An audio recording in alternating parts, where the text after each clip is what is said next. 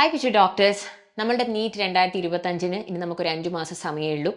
അപ്പോൾ നമ്മുടെ പ്രിപ്പറേഷൻ വളരെ സീരിയസ് ആയിട്ട് നമ്മൾ കൊണ്ടുപോകേണ്ട സമയമാണ്. പക്ഷെ മക്കൾക്ക് ഇപ്പോഴും ഒരുപാട് കൺഫ്യൂഷൻസും വിഷമങ്ങളും ഉണ്ട്. കാരണം കുറേ പേര് ഒക്കെ ചോദിക്കുന്നുണ്ട്, മിസ് ഞാനിപ്പോൾ 0 ലെവലാണ്, ഇനി അങ്ങോട്ട് ഞാൻ ആദ്യം മുതൽ പഠിച്ചാൽ എനിക്ക് നീറ്റ് ക്ലിയർ ചെയ്യാൻ പറ്റുമോ? പിന്നെ ഇതുവരെ പഠിച്ചതിൽ കുറേയൊന്നും എനിക്ക് അറിയില്ല, കുറേയൊന്നും ഞാൻ റിവിഷനൊന്നും മര്യാദയ്ക്ക് ചെയ്തിട്ടില്ല. അപ്പോൾ അതുകൊണ്ട് എനിക്ക് കുറേയൊക്കെ മറന്നു പോയിട്ടുണ്ട്. അപ്പോൾ അത് ഞാൻ എങ്ങനെ പഠിക്കണം? പിന്നെയുള്ള ഒരു കൺസേൺ ആണ്, നിങ്ങൾ പഠിക്കാൻ തുടങ്ങിയിരുന്നു, നമ്മുടെ സ്റ്റഡി പ്ലാൻ ഒക്കെ ഫോളോ ചെയ്ത് ഇങ്ങനെ പോവായിരുന്നു, പക്ഷേ ഹെൽത്ത് ഇഷ്യൂ വന്നു, അല്ലെങ്കിൽ ഇടയ്ക്ക് കുറച്ച് മടി വന്നു, അങ്ങനെ ബ്രേക്ക് ആയിപ്പോയി, അങ്ങനെ കുറേ പെൻഡിങ് വന്നു. അപ്പോൾ ഇതൊക്കെ മക്കൾക്ക് സ്ഥിരമായിട്ടുള്ള പ്രശ്നങ്ങളാണ്. അതിപ്പോൾ 5 മാസമല്ല 3 മാസം സമയമുള്ളപ്പോഴും അല്ലെങ്കിൽ ഒരു വർഷം സമയമുള്ളപ്പോഴും നിങ്ങൾ ചോദിക്കുന്നത് ഇതേ കൺസേൺസ് തന്നെയാണ്. അപ്പോൾ എല്ലാ സ്റ്റേജിലും നമ്മുടെ പഠനത്തിൻ്റെ, നമ്മുടെ പ്രിപ്പറേഷൻ്റെ എല്ലാ സ്റ്റേജിലും നമുക്ക് വെറൈറ്റീസ് ഓഫ് ചാലഞ്ചസ് ഉണ്ടാകും. അപ്പോൾ അതൊക്കെ നമ്മൾ സൊല്യൂഷൻസ് കണ്ടെത്തണം. അതിന് നിങ്ങളെ ഹെൽപ്പ് ചെയ്യാനാണല്ലോ ഞാനും പിന്നെ നമ്മളുടെ ബാക്കിയുള്ള ടീച്ചേഴ്സും എല്ലാവരും ഇവിടെ ഉള്ളത്. ഓക്കെ, അപ്പോൾ ഇതിനുള്ള ഒരു സൊല്യൂഷൻ മിസ് പറഞ്ഞുതരാം. ഇനി അങ്ങോട്ട് നമ്മൾ പഠിക്കുമ്പോൾ നമ്മൾ അവോയ്ഡ് ചെയ്യേണ്ട കുറച്ച് മിസ്റ്റേക്സ് ഉണ്ട്. അത് മക്കൾ ശ്രദ്ധിച്ച് കേൾക്കണം. പോയിന്റ് ബൈ പോയിന്റ് ആയിട്ട് മിസ് പറഞ്ഞുതരും. ഒരുപാട് ടോപ്പേഴ്സും നിങ്ങളെപ്പോലെ നീറ്റിനൊക്കെ പഠിച്ച് നീറ്റിൽ നല്ല റാങ്കൊക്കെ വാങ്ങിച്ചിട്ടുള്ള ഒരുപാട് കുട്ടികളും ഒരുപാട് ഡോക്ടേഴ്സൊക്കെ പറയുന്ന കുറേ സജസ്റ്റ് ചെയ്ത കുറേ സയൻറ്റിഫിക്കലി പ്രൂവൺ ആയിട്ടുള്ള കുറേ മെത്തേഡ്സും കുറേ കാര്യങ്ങളും ഒക്കെ ഇൻക്ലൂഡ് ചെയ്തിട്ടാണ് മിസ് പോയിന്റ്സ് പറഞ്ഞിരുന്നത്. അപ്പോൾ ഇനി അങ്ങോട്ട് പഠിക്കുമ്പോൾ നമ്മൾ ഈ മിസ്റ്റേക്സ് വരത്തില്ല. അതായത് നമ്മൾ ഇനി പഠിക്കുന്ന കുറഞ്ഞ സമയമാണെങ്കിൽ പോലും നമ്മുടെ പ്രൊഡക്ടിവിറ്റി കൂട്ടാൻ, നമ്മൾ പഠിക്കുന്നതൊക്കെ നന്നായിട്ട് നമുക്ക് ഓർത്ത് വെക്കാൻ, നമ്മുടെ പ്രൊഡക്ടിവിറ്റി കൂട്ടാനുള്ള കുറച്ച് ടെക്നിക്സ് ആണ് മിസ് പറഞ്ഞിരുന്നത്. ഒന്നാമത്തെ കാര്യം, നമ്മൾ ഏറ്റവും ചെയ്യുന്ന മിസ്റ്റേക്കാണ് സ്റ്റഡിങ് വിത്തൗട്ട് എ പ്ലാൻ.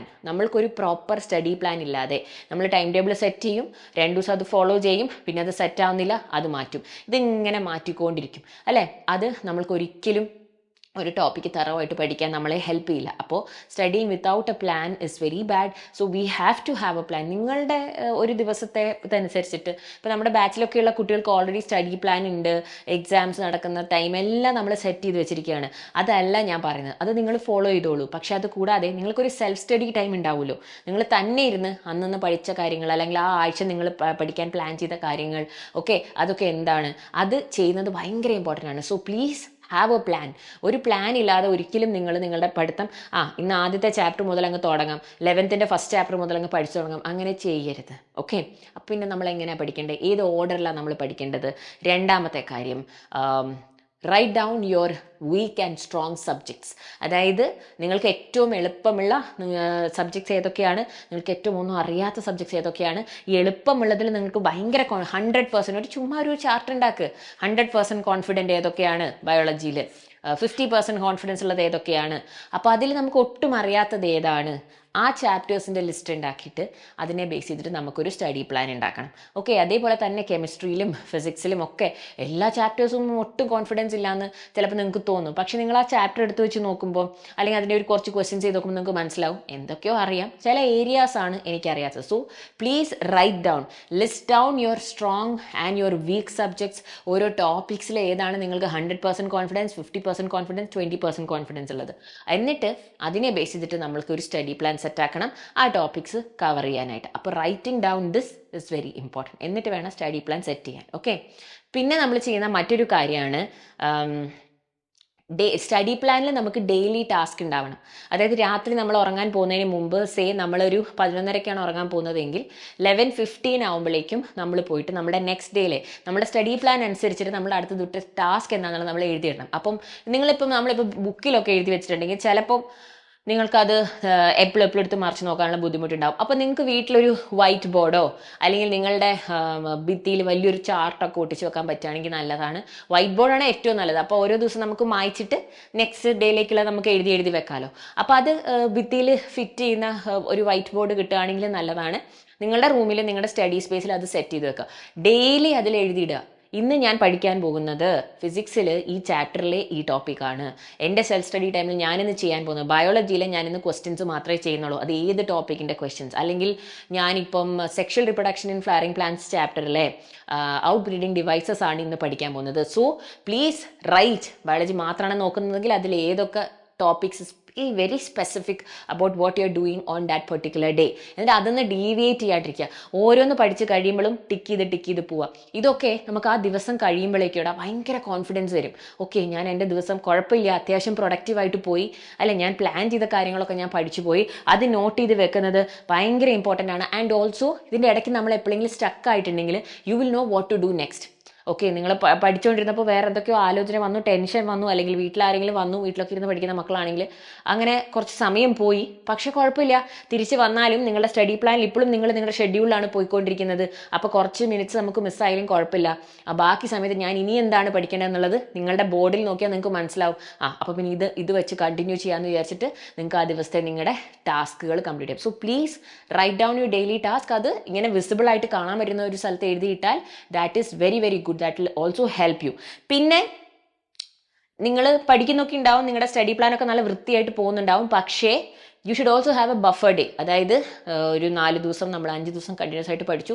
6ാമത്തെ ദിവസം we are taking for rest, relax and also doing some questions. Okay, question ചെയ്തൊക്കെ സെൽഫ് അനാലിസിസ് ചെയ്യുന്നത് ഭയങ്കര ഇമ്പോർട്ടൻ്റ് ആണ്. അപ്പോൾ ക്വസ്റ്റ്യൻ ചെയ്യാനും നിങ്ങൾക്ക് തന്നെ ഒന്ന് റിവൈസ് ചെയ്യാനും ഒക്കെ ആയിട്ട് നിങ്ങൾ ഒരു ദിവസം ഒരു ബഫർ ഡേ ആയിട്ട് വെക്കുക. ഒരു 4 ദിവസം കണ്ടിന്യൂസ് പഠനം, അല്ലെ 5 ദിവസം കണ്ടിന്യൂസ് പഠനം, 6ാമത്തെ ദിവസം വീക്കെൻഡിൽ ഒരു ദിവസം ബഫർ. അങ്ങനെ നമുക്ക് നമ്മുടെ സ്റ്റഡി പ്ലാനെ കണ്ടിന്യൂ ചെയ്യാം. അപ്പോൾ നിങ്ങളൊരു സ്റ്റഡി പ്ലാൻ ഉണ്ടാക്കുമ്പോൾ ഇതെല്ലാം നിങ്ങളൊന്ന് കൺസിഡർ ചെയ്യാം. പിന്നെ നമ്മൾ ശ്രദ്ധിക്കേണ്ട ഒരു കാര്യം, പ്ലീസ് ഡോണ്ട് മൾട്ടി ടാസ്ക്. അതായത് കുറേ ടാബുകൾ, നമ്മളിപ്പോൾ നമ്മുടെ ഇത് നോക്കുകയാണെങ്കിൽ, ടാബ് തുറന്ന് നോക്കുകയാണെങ്കിൽ കുറേ ടാബ് തുറന്ന് വെച്ചിട്ടുണ്ട്.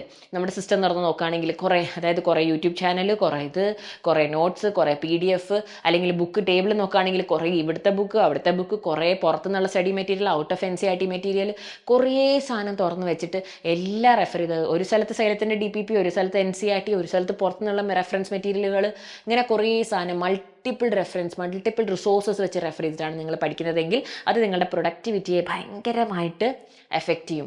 സി ഫോർ എക്സാമ്പിൾ, നിങ്ങളൊരു ചെറിയ സെൻറ്റൻസ്, ഒരു കോൺസെപ്റ്റ് നിങ്ങൾ വായിക്കുകയാണ്, നിങ്ങൾ NCERT വായിച്ചു, നിങ്ങളൊരു സ്റ്റഡി മെറ്റീരിയൽ വായിച്ചത് മനസ്സിലാക്കി, ഓക്കെ.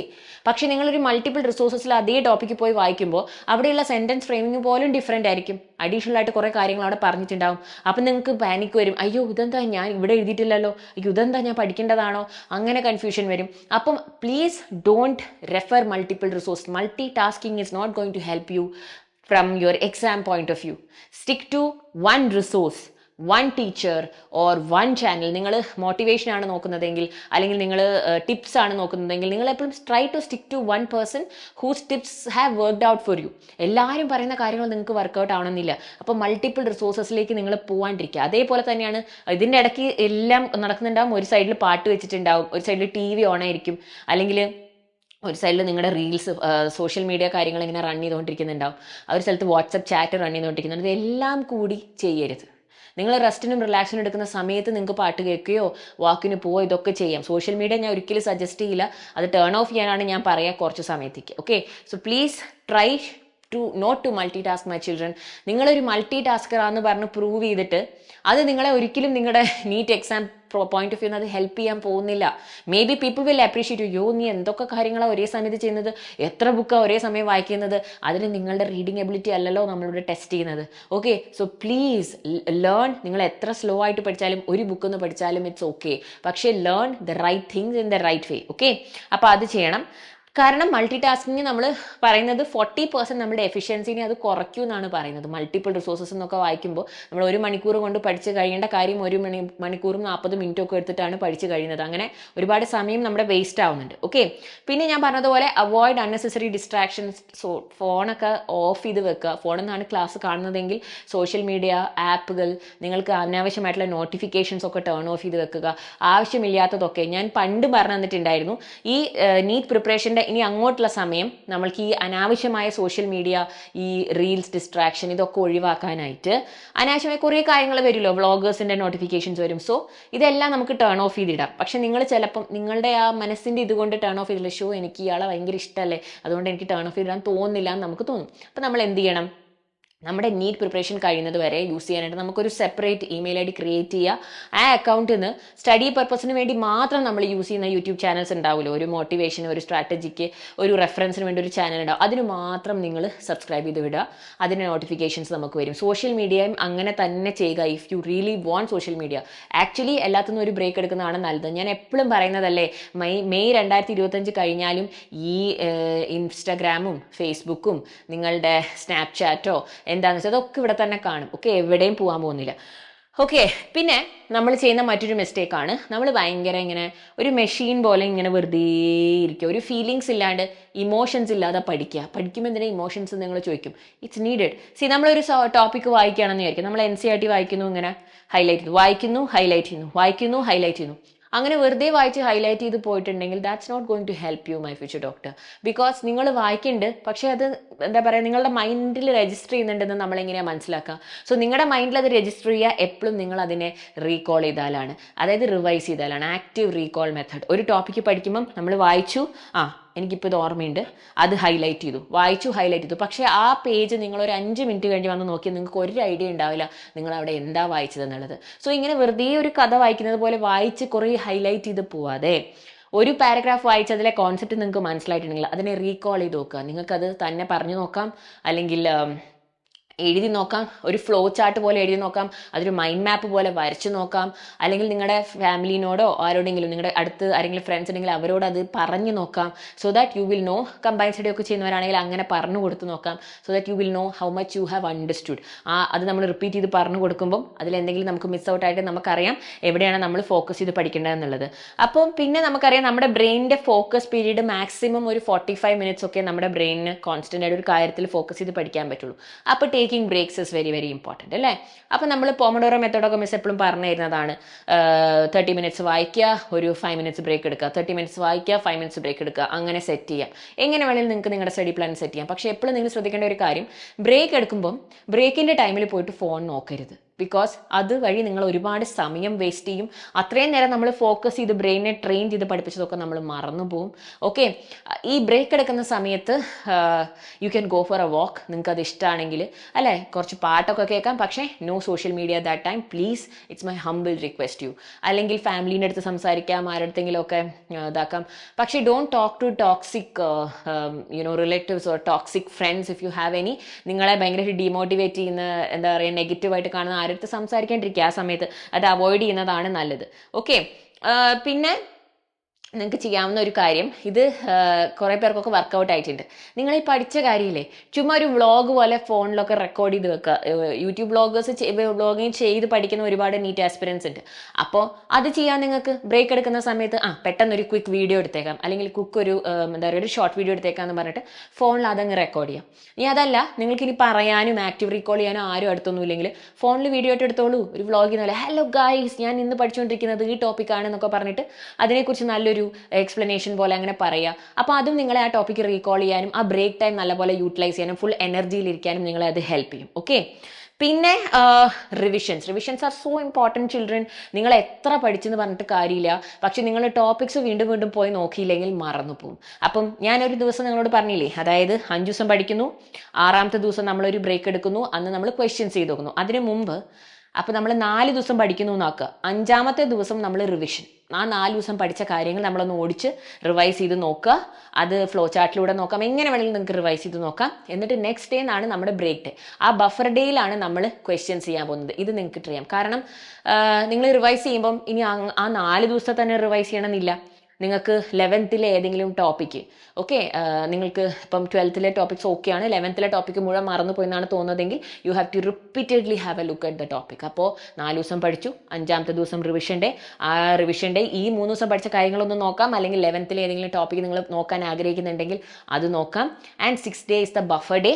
ആ ബഫർ ഡേയിൽ നിങ്ങൾ എന്ത് ചെയ്യും, ക്വസ്റ്റ്യൻസ് പ്രാക്ടീസ് ചെയ്യും ആൻഡ് റെസ്റ്റ് ചെയ്യും ബാക്കി സമയത്ത്. Okay, that is also very important. And take care of your health. ഇനി അങ്ങോട്ടുള്ള സമയം ചെറിയൊരു പനി വന്നാൽ നിങ്ങൾക്കറിയാം നമ്മുടെ ഒരാഴ്ചത്തെ സമയം പോയി കിട്ടും. അപ്പോൾ ഇനിയുള്ള ദിവസങ്ങൾ ക്രൂഷ്യലാണ്. നല്ല ഫുഡ് കഴിക്കുക, ഒരുപാട് ട്രാവലിംഗ് ഒക്കെ അവോയ്ഡ് ചെയ്യുക. എപ്പോഴും മിസ് പറഞ്ഞിരുന്ന കാര്യമാണ്, എന്തെങ്കിലും അസുഖം വന്നാൽ ഉടനെ ഡോക്ടറെ കണ്ട് മെഡിക്കേഷൻസ് എടുക്കുക, ഒന്നും ഡിലേ ചെയ്യാതിരിക്കുക. Okay, that is important. And also എപ്പോഴെങ്കിലും മനസ്സിന് ഭയങ്കര വിഷമോ പഠിക്കാൻ പറ്റുന്നില്ല, ഒട്ടും ഒന്ന് സെറ്റ് ആവുന്നില്ല, അങ്ങനെയൊക്കെ ഭയങ്കര ഡിസ്ട്രെസ് പോകുമ്പോൾ നമുക്ക് ചെയ്യാവുന്നൊരു നല്ല ആക്ടിവിറ്റി ഉണ്ട്, ഓർഗനൈസിങ്. അതായത് നമ്മളുടെ സറൗണ്ടിങ്സ്, നമ്മൾ പഠിക്കുന്ന നമ്മളുടെ ടേബിള്, നമ്മളുടെ കബേർഡ്, നമ്മളുടെ റൂമൊക്കെ നമുക്ക് നല്ല വൃത്തിയാക്കിയിടാം.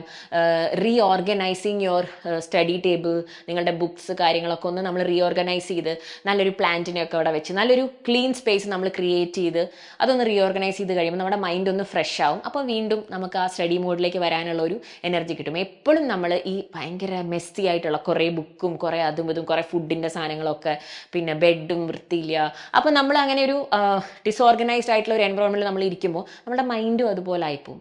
അപ്പോൾ നല്ല ലൈറ്റിംഗ് ഒക്കെ സെറ്റ് ചെയ്ത് നല്ല ക്ലീൻ ആയിട്ട് നമ്മുടെ റൂമിനെ നമുക്കൊന്ന് റീഓർഗനൈസ് ഒക്കെ ചെയ്ത് നോക്കാം. അപ്പോൾ നമ്മുടെ മൈൻഡ് കുറച്ച് ഫ്രഷ് ആവും. ഓക്കെ, അത് നിങ്ങൾക്ക് ചെയ്ത് നോക്കാം. അപ്പോൾ ഇതൊന്നും അല്ല നിങ്ങളുടെ പ്രശ്നം, ഇതിലൊന്നും എനിക്ക് എൻ്റെ പ്രശ്നങ്ങൾ തീരുന്നില്ല, എനിക്ക് ആരോടെങ്കിലും സംസാരിച്ചേ പറ്റൂ നിങ്ങൾക്ക് തോന്നുകയാണെങ്കിൽ please take necessary medical help. നിങ്ങൾക്ക് വിശ്വാസമുള്ള ആരോടെങ്കിലും നിങ്ങൾക്ക് സംസാരിക്കാം, കാര്യങ്ങൾ തുറന്നു പറയാം. ഇനി അതല്ലെങ്കിൽ നിങ്ങൾക്ക് നല്ലൊരു സൈക്കോളജിസ്റ്റിനെ കണ്ട് നിങ്ങളുടെ കാര്യങ്ങൾ സംസാരിക്കാം. നല്ലൊരു കൗൺസിലിംഗ് സെഷനൊക്കെ പോയാൽ നിങ്ങൾക്ക് ഒരുപാട് ആശ്വാസം കിട്ടും. ഓക്കെ, അപ്പോൾ ഇതൊക്കെയാണ് എൻ്റെ മക്കൾ ചെയ്യേണ്ട കാര്യങ്ങൾ. ഞാൻ എനിക്കൊന്നും ഒരു 15ഓളം പോയിന്റ്സ് ഞാൻ നിങ്ങൾക്കിപ്പോൾ പറഞ്ഞു തന്നിട്ടുണ്ട്. ഓക്കെ, നിങ്ങൾ ചെയ്യേണ്ട ഒരു കാര്യം, ലെറ്റ്സ് ഡു ദിസ് ആക്ടിവിറ്റി. ഈ 15 മിനിറ്റ് മാം പറഞ്ഞ ഈ പോയിന്റ്സ് ഈ വീഡിയോ റിവൈൻഡ് ചെയ്യാതെ നിങ്ങൾക്ക് ഇത് എനിക്കൊന്ന് കമൻറ്റ് ബോക്സിൽ എഴുതി തരാൻ പറ്റും. മിസ് പറഞ്ഞ കാര്യങ്ങൾ എന്തൊക്കെ നിങ്ങൾക്ക് രജിസ്റ്റർ ചെയ്തിട്ടുണ്ടെന്ന് എനിക്ക് അറിയാൻ വേണ്ടിയിട്ടാണ്. എല്ലാവരും ഈ വീഡിയോ കണ്ട എല്ലാ മക്കളും, ഇത് യൂസ്ഫുൾ ആയെന്ന് തോന്നിയ എല്ലാ മക്കളും, മിസ് പറഞ്ഞ 15 പോയിന്റ്സോളം ഞാൻ പറഞ്ഞിട്ടുണ്ട്. ആ 15 പോയിന്റ്സ് ഒന്ന് കമൻറ്റ് ബോക്സിൽ ഒന്ന് കമൻറ്റ് ചെയ്യുക. എന്തൊക്കെയാണ് നിങ്ങൾക്ക് ഇതിൽ നിന്ന് കിട്ടിയ ആ ഒരു what is your message that you have got, that is going to work out for U.